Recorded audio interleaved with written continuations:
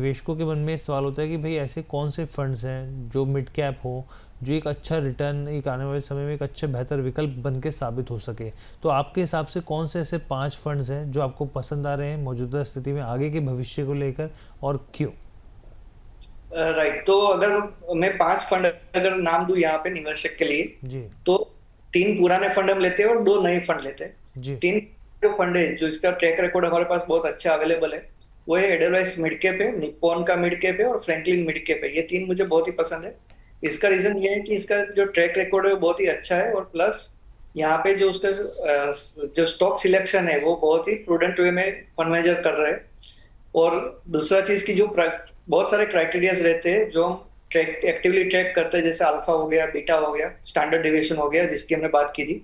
तो ये सब चीजें हम देखते हैं, तो ये तीनों फंड का परफॉर्मेंस उस हिसाब से बहुत बढ़िया रहता है।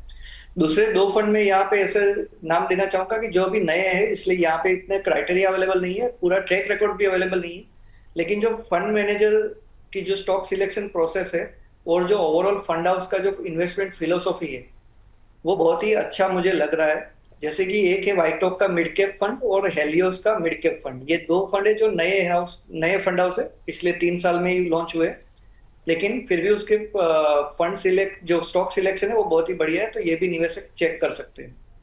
ठीक है सर, तो निप्पॉन आपने बताया, Nippon India mid cap, Franklin यहाँ पर जो है आपके सामने देखिए स्क्रीन पर एडलवाइज मिड कैप फंड हो गया पहला, ये जो सर को निकुंज सर को पसंद आ रहा है। इसके अलावा अगर दूसरे फंड की बात करें, यहाँ पर निप्पॉन मिड कैप फंड जो है यहाँ पर बेहतर लग रहा है यहाँ पे मौजूदा स्थितियों को देखते हुए। इसके अलावा अगर आप देखें तो फ्रैंकलिन मिड कैप फंड है, तीसरा फंड है ये, जो यहाँ पर निकुंज सर को लग रहा है कि बेहतर रिटर्न दे सकता है यहाँ पे। इसके अलावा वाइट ओक मिड कैप है, और इसके अलावा आखिरी जो फंड है, तो अगर हम लोग उसको देखें तो यहाँ पर आप देखिए हिलोइज मिड कैप फंड है। तो सर इन पांचों में कुछ कॉमन नज़र आ रहा है सर आपको?